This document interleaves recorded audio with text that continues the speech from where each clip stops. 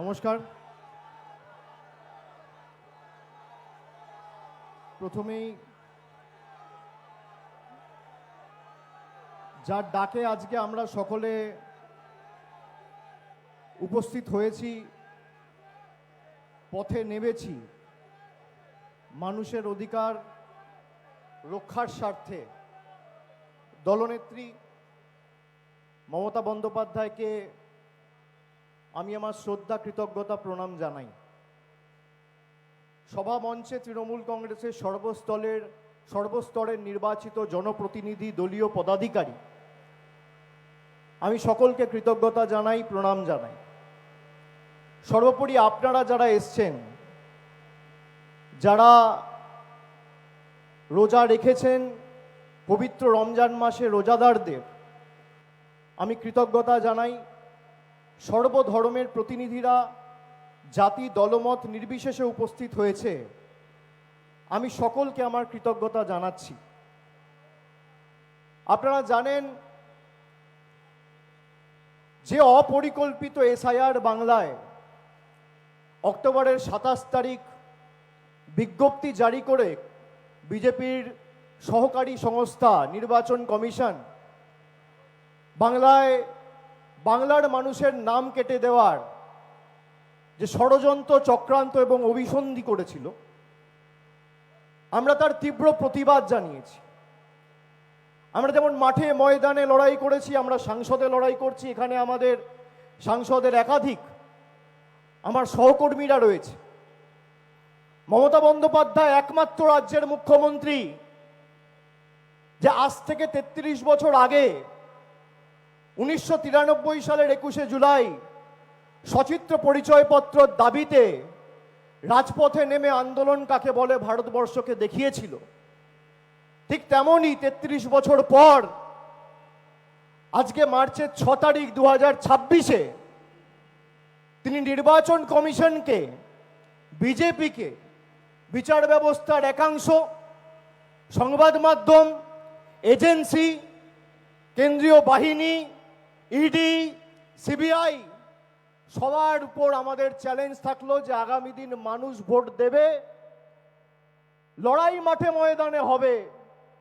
তৃণমূল কংগ্রেসের উপর মানুষের জনসমর্থন আগামী নির্বাচনে আরো বাড়বে। এই লড়াই সেই লড়াই।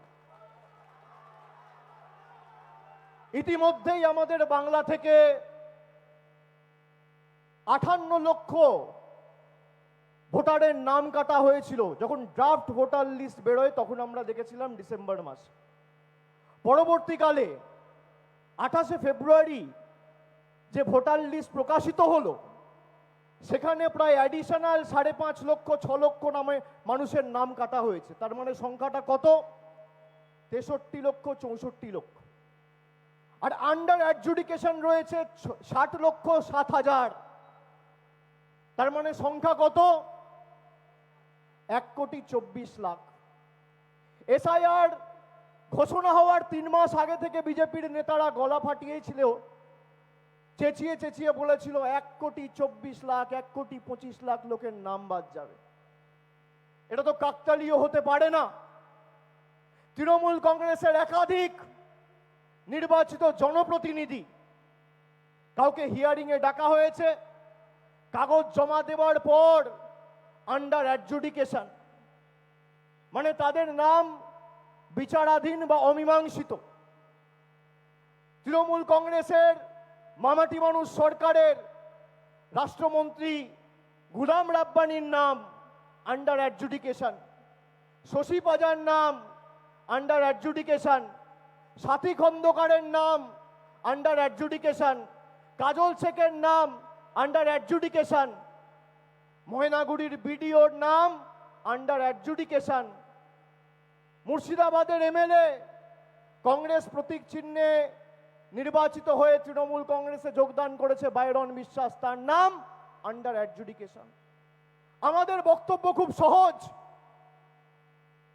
60 লক্ষ মানুষ যদি আন্ডার অ্যাডজুডিকেশন থাকে, কোনো আপত্তি নেই, অসুবিধা নেই। সংবাদ মাধ্যমের যারা রয়েছেন তারা হয়তো একটু আশ্চর্য হবে যে অভিষেক ব্যানার্জি বলছেন আপত্তি নেই, অসুবিধা নেই, 60 লক্ষ মানুষের নাম আন্ডার অ্যাডজুডিকেশন। 60 লক্ষ মানুষের নাম যদি আন্ডার অ্যাডজুডিকেশন থাকে, তাহলে নরেন্দ্র মোদীর চেয়ারটাও আন্ডার অ্যাডজুডিকেশন থাকবে। এই 60 লক্ষ মানুষ 2024-এ ভোট দিয়ে লাইনে দাঁড়িয়ে নিজের ভোটাধিকার প্রয়োগ করে দেশের প্রধানমন্ত্রী নির্বাচিত করেছে। এই 60 লক্ষ মানুষ ভারতবর্ষের ক্যাবিনেটে কে কোথায় বসবে ঠিক করেছে। এই 60 লক্ষ মানুষ পরোক্ষভাবে দেশের রাষ্ট্রপতি কে হবে, উপরাষ্ট্রপতি কে হবে ঠিক করেছে। যাদের নির্বাচিত করেছে সেই সাংসদরা ভোট দিয়েছে।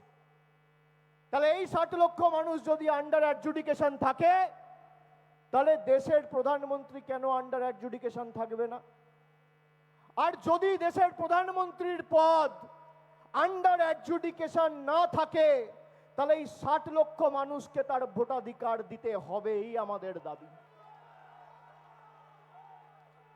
আর যতদিন এই 60 লক্ষ মানুষ তাদের ভোটাধিকার, তাদের ন্যায্য অধিকার, মৌলিক অধিকার পাবে না এবং তাদের ন্যায্য অধিকার থেকে বঞ্চিত থাকবে, ততদিন মমতা ব্যানার্জির নেতৃত্বে তৃণমূল কংগ্রেস রাস্তায় থাকবে, আন্দোলনে থাকবে।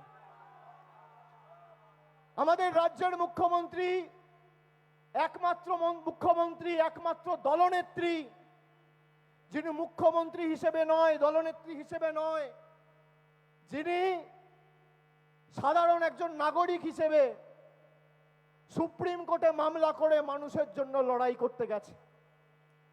ভারতবর্ষে 28টা রাজ্য রয়েছে, 8টা কেন্দ্রশাসিত অঞ্চল রয়েছে।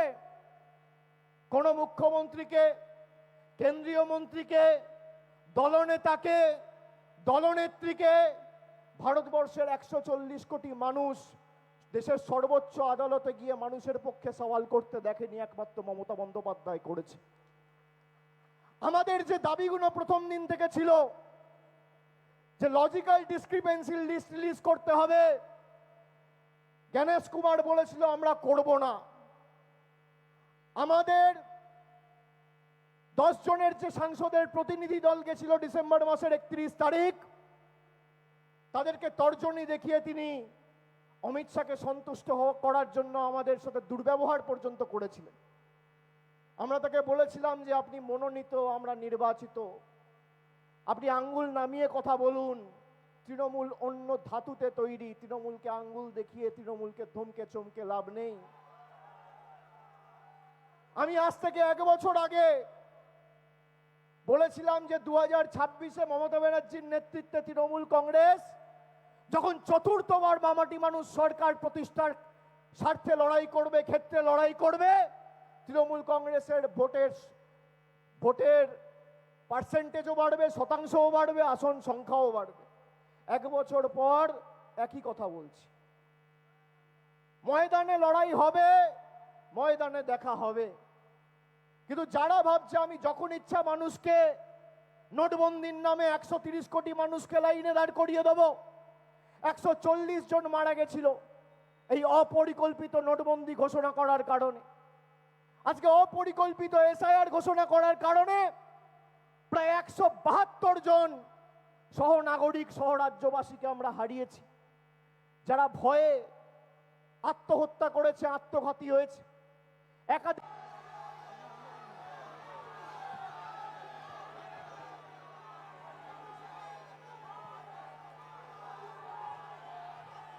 নমস্কার। প্রথমেই যার ডাকে আজকে আমরা সকলে উপস্থিত হয়েছি, পথে নেমেছি মানুষের অধিকার রক্ষার স্বার্থে, দলনেত্রী মমতা বন্দ্যোপাধ্যায়কে আমি আমার শ্রদ্ধা, কৃতজ্ঞতা, প্রণাম জানাই। সভা মঞ্চে তৃণমূল কংগ্রেসের সর্বস্তরের নির্বাচিত জনপ্রতিনিধি, দলীয় পদাধিকারী, আমি সকলকে কৃতজ্ঞতা জানাই, প্রণাম জানাই। সর্বোপরি আপনারা যারা এসছেন, যারা রোজা রেখেছেন, পবিত্র রমজান মাসে রোজাদারদের আমি কৃতজ্ঞতা জানাই। সর্বধর্মের প্রতিনিধিরা জাতি দলমত নির্বিশেষে উপস্থিত হয়েছে, আমি সকলকে আমার কৃতজ্ঞতা জানাচ্ছি। আপনারা জানেন যে অপরিকল্পিত এসআইআর বাংলায় অক্টোবরের 27 তারিখ বিজ্ঞপ্তি জারি করে বিজেপির সহকারী সংস্থা নির্বাচন কমিশন বাংলার মানুষের নাম কেটে দেওয়ার যে ষড়যন্ত্র চক্রান্ত এবং অভিসন্ধি করেছিল, আমরা তার তীব্র প্রতিবাদ জানিয়েছি। আমরা যেমন মাঠে ময়দানে লড়াই করেছি, আমরা সংসদে লড়াই করছি। এখানে আমাদের সাংসদের একাধিক আমার সহকর্মীরা রয়েছে। মমতা বন্দ্যোপাধ্যায় একমাত্র রাজ্যের মুখ্যমন্ত্রী যে আজ থেকে 33 বছর আগে 1993 সালের 21শে জুলাই সচিত্র পরিচয়পত্র দাবিতে রাজপথে নেমে আন্দোলন কাকে বলে ভারতবর্ষকে দেখিয়েছিল। ঠিক তেমনই 33 বছর পর আজকে মার্চের 6 তারিখ 2026-এ তিনি নির্বাচন কমিশনকে, বিজেপিকে, বিচার ব্যবস্থার একাংশ, সংবাদ মাধ্যম, এজেন্সি, কেন্দ্রীয় বাহিনী, ইডি, সিবিআই সবার উপর আমাদের চ্যালেঞ্জ থাকলো যে আগামী দিন মানুষ ভোট দেবে, লড়াই মাঠে ময়দানে হবে। তৃণমূল কংগ্রেসের উপর মানুষের জনসমর্থন আগামী নির্বাচনে আরো বাড়বে। এই লড়াই সেই লড়াই। ইতিমধ্যেই আমাদের বাংলা থেকে 58 লক্ষ ভোটারের নাম কাটা হয়েছিল। যখন ড্রাফট ভোটার লিস্ট বেরোয় তখন আমরা দেখেছিলাম ডিসেম্বর মাস। পরবর্তীকালে 28শে ফেব্রুয়ারি যে ভোটার লিস্ট প্রকাশিত হলো, সেখানে প্রায় অ্যাডিশনাল 5.5 লক্ষ 6 লক্ষ নামে মানুষের নাম কাটা হয়েছে। তার মানে সংখ্যাটা কত? 63 লক্ষ 64 লক্ষ। আর আন্ডার অ্যাডজুডিকেশন রয়েছে 60 লক্ষ 7 হাজার। তার মানে সংখ্যা কত? 1,24,00,000। এসআইআর ঘোষণা হওয়ার 3 মাস আগে থেকে বিজেপির নেতারা গলা ফাটিয়েছিল, চেঁচিয়ে চেঁচিয়ে বলেছিল 1,24,00,000, 1,25,00,000 লোকের নাম বাদ যাবে। এটা তো কাকতালীয় হতে পারে না।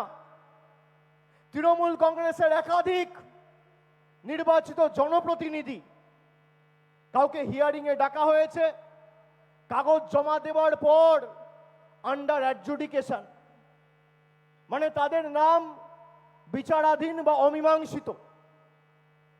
তৃণমূল কংগ্রেসের মামাটি মানুষ সরকারের রাষ্ট্রমন্ত্রী গুলাম রাব্বানির নাম আন্ডার অ্যাডজুডিকেশন, শশী পাজার নাম আন্ডার অ্যাডজুডিকেশন, সাথী খন্দকারের নাম আন্ডার অ্যাডজুডিকেশন, কাজল শেখের নাম আন্ডার অ্যাডজুডিকেশন, ময়নাগুড়ির বিডিওর নাম আন্ডার অ্যাডজুডিকেশন, মুর্শিদাবাদের এমএলএ কংগ্রেস প্রতীক চিহ্নে নির্বাচিত হয়ে তৃণমূল কংগ্রেসে যোগদান করেছে বাইরন বিশ্বাস, তার নাম আন্ডার অ্যাডজুডিকেশন। আমাদের বক্তব্য খুব সহজ। 60 লক্ষ মানুষ যদি আন্ডার অ্যাডজুডিকেশন থাকে, কোনো আপত্তি নেই, অসুবিধা নেই। সংবাদ মাধ্যমের যারা রয়েছেন তারা হয়তো একটু আশ্চর্য হবে যে অভিষেক ব্যানার্জি বলছেন আপত্তি নেই, অসুবিধা নেই। 60 লক্ষ মানুষের নাম আন্ডার অ্যাডজুডিকেশন। 60 লক্ষ মানুষের নাম যদি আন্ডার অ্যাডজুডিকেশন থাকে, তাহলে নরেন্দ্র মোদীর চেয়ারটাও আন্ডার অ্যাডজুডিকেশন থাকবে।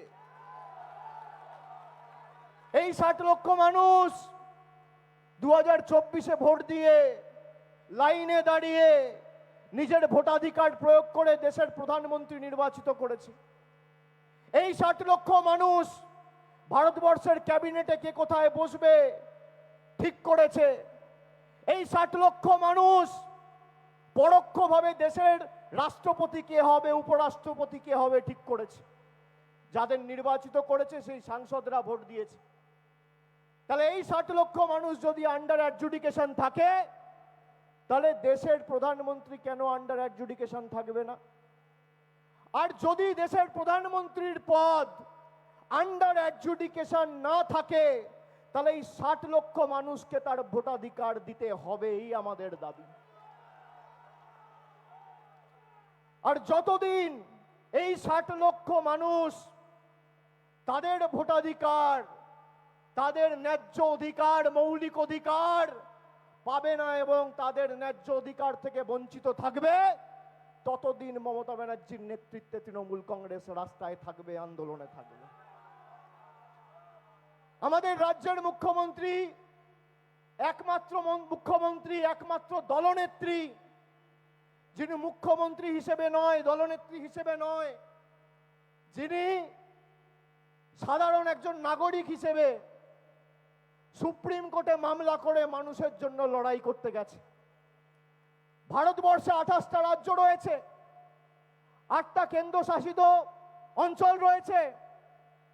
কোন মুখ্যমন্ত্রীকে, কেন্দ্রীয় মন্ত্রীকে, দলনেতাকে, দলনেত্রীকে ভারতবর্ষের 140 কোটি মানুষ দেশের সর্বোচ্চ আদালতে গিয়ে মানুষের পক্ষে সওয়াল করতে দেখেনি, একমাত্র মমতা বন্দ্যোপাধ্যায় করেছে।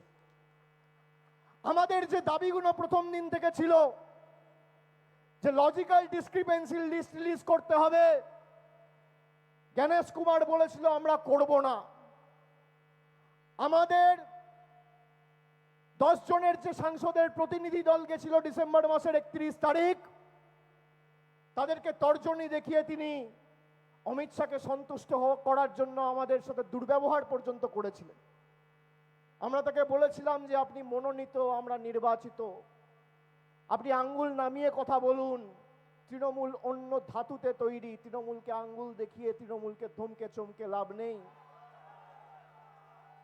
আমি আজ থেকে 1 বছর আগে বলেছিলাম যে 2026-এ মমতা ব্যানার্জির নেতৃত্বে তৃণমূল কংগ্রেস যখন চতুর্থবার মামাটি মানুষ সরকার প্রতিষ্ঠার স্বার্থে লড়াই করবে, ক্ষেত্রে লড়াই করবে, তৃণমূল কংগ্রেসের ভোটের পার্সেন্টেজও বাড়বে, শতাংশও বাড়বে, আসন সংখ্যাও বাড়বে। 1 বছর পর একই কথা বলছি। ময়দানে লড়াই হবে, ময়দানে দেখা হবে। কিন্তু যারা ভাবছে আমি যখন ইচ্ছা মানুষকে নোটবন্দির নামে 130 কোটি মানুষকে লাইনে দাঁড় করিয়ে দেব, 140 জন মারা গেছিল এই অপরিকল্পিত নোটবন্দি ঘোষণা করার কারণে।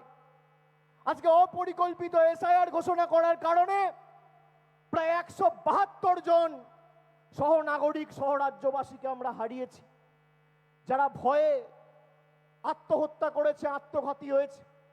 একাধিক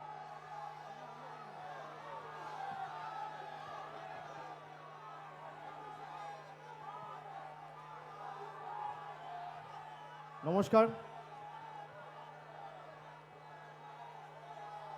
প্রথমেই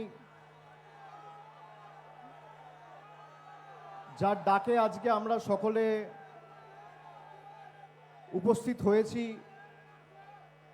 পথে নেমেছি মানুষের অধিকার রক্ষার স্বার্থে, দলনেত্রী মমতা বন্দ্যোপাধ্যায়কে আমি আমার শ্রদ্ধা, কৃতজ্ঞতা, প্রণাম জানাই।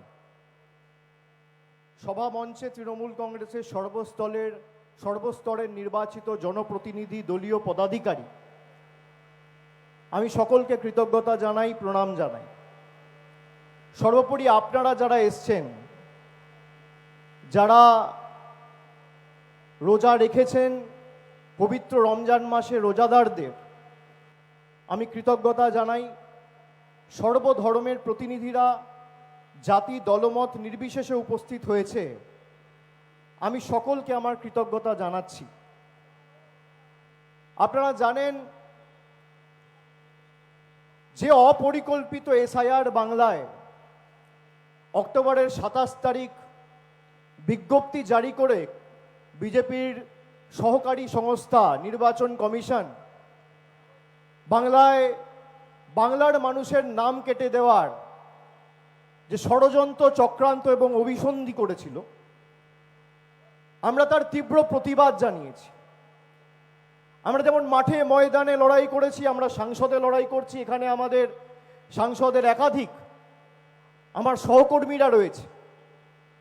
মমতা বন্দ্যোপাধ্যায় একমাত্র রাজ্যের মুখ্যমন্ত্রী যে আজ থেকে ৩৩ বছর আগে ১৯৯৩ সালের ২১শে জুলাই সচিত্র পরিচয়পত্রর দাবিতে রাজপথে নেমে আন্দোলন কাকে বলে ভারতবর্ষকে দেখিয়েছিল, ঠিক তেমনই ৩৩ বছর পর আজকে মার্চের ৬ তারিখ ২০২৬-এ তিনি নির্বাচন কমিশনকে, বিজেপিকে, বিচার ব্যবস্থার একাংশ, সংবাদ মাধ্যম, এজেন্সি, কেন্দ্রীয় বাহিনী, ইডি, সিবিআই সবার উপর আমাদের চ্যালেঞ্জ থাকলো যে আগামী দিন মানুষ ভোট দেবে, লড়াই মাঠে ময়দানে হবে।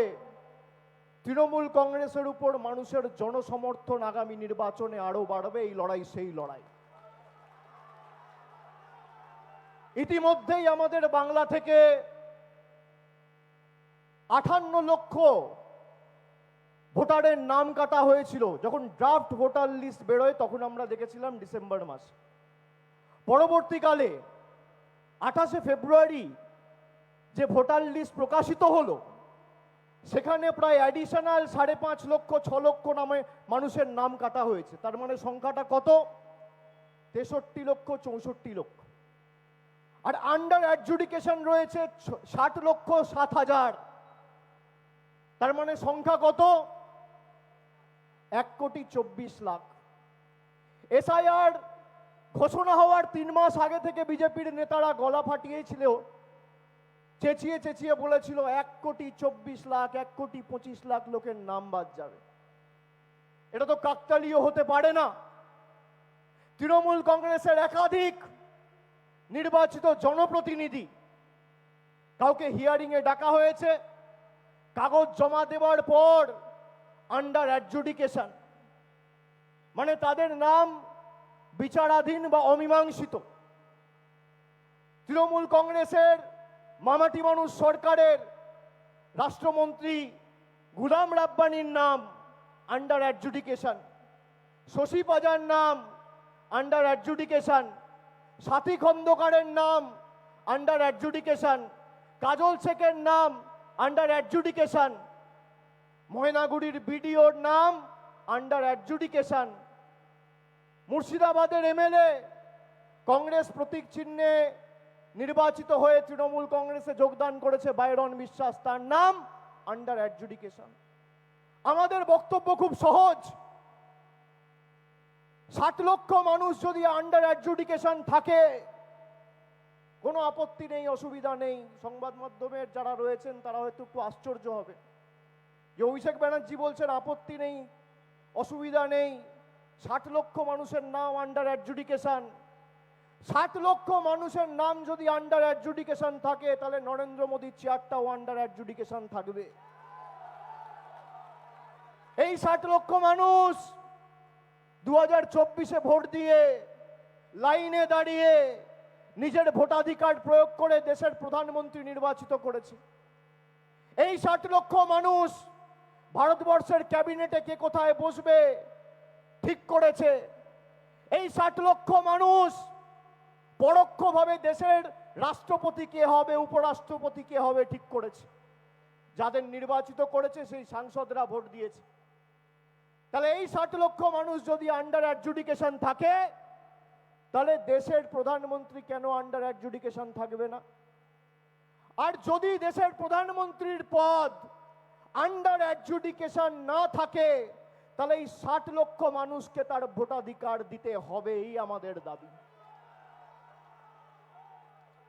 আর যতদিন এই ৬০ লক্ষ মানুষ তাদের ভোটাধিকার, তাদের ন্যায্য অধিকার, মৌলিক অধিকার পাবে না এবং তাদের ন্যায্য অধিকার থেকে বঞ্চিত থাকবে, ততদিন মমতা ব্যানার্জির নেতৃত্বে তৃণমূল কংগ্রেস রাস্তায় থাকবে, আন্দোলনে থাকবে। আমাদের রাজ্যের মুখ্যমন্ত্রী একমাত্র দলনেত্রী, যিনি মুখ্যমন্ত্রী হিসেবে নয়, দলনেত্রী হিসেবে নয়, যিনি সাধারণ একজন নাগরিক হিসেবে সুপ্রিম কোর্টে মামলা করে মানুষের জন্য লড়াই করতে গেছে। ভারতবর্ষে ২৮টা রাজ্য রয়েছে, ৮টা কেন্দ্রশাসিত অঞ্চল রয়েছে। কোনো মুখ্যমন্ত্রীকে, কেন্দ্রীয় মন্ত্রীকে, দলনেতাকে, দলনেত্রীকে, ভারতবর্ষের 140 কোটি মানুষ দেশের সর্বোচ্চ আদালতে গিয়ে মানুষের পক্ষে সওয়াল করতে দেখেনি, একমাত্র মমতা বন্দ্যোপাধ্যায় করেছে। আমাদের যে দাবিগুলো প্রথম দিন থেকে ছিল যে লজিক্যাল ডিসক্রিপেন্সি লিস্ট রিলিজ করতে হবে, জ্ঞানেশ কুমার বলেছিল আমরা করব না। আমাদের 10 জনের যে সাংসদের প্রতিনিধি দল গেছিল ডিসেম্বর মাসের 31 তারিখ, তাদেরকে তর্জনী দেখিয়ে তিনি অমিত শাহকে সন্তুষ্ট করার জন্য আমাদের সাথে দুর্ব্যবহার পর্যন্ত করেছিলেন। আমরা তাকে বলেছিলাম যে আপনি মনোনীত, আমরা নির্বাচিত, আপনি আঙ্গুল নামিয়ে কথা বলুন। তৃণমূল অন্য ধাতুতে তৈরি, তৃণমূলকে আঙ্গুল দেখিয়ে তৃণমূলকে ধমকে চমকে লাভ নেই। আমি আজ থেকে 1 বছর আগে বলেছিলাম যে 2026-এ মমতা ব্যানার্জির নেতৃত্বে তৃণমূল কংগ্রেস যখন চতুর্থবার মামাটি মানুষ সরকার প্রতিষ্ঠার স্বার্থে লড়াই করবে, ক্ষেত্রে লড়াই করবে, তৃণমূল কংগ্রেসের ভোটের পার্সেন্টেজও বাড়বে, শতাংশও বাড়বে, আসন সংখ্যাও বাড়বে। 1 বছর পর একই কথা বলছি। ময়দানে লড়াই হবে, ময়দানে দেখা হবে। কিন্তু যারা ভাবছে আমি যখন ইচ্ছা মানুষকে নোটবন্দির নামে 130 কোটি মানুষকে লাইনে দাঁড় করিয়ে দেব, 140 জন মারা গেছিল এই অপরিকল্পিত নোটবন্দি ঘোষণা করার কারণে। আজকে অপরিকল্পিত এসআইআর ঘোষণা করার কারণে প্রায় 172 জন সহনাগরিক, সহরাজ্যবাসীকে আমরা হারিয়েছি। যারা ভয়ে আত্মহত্যা করেছে, আত্মঘাতী হয়েছে।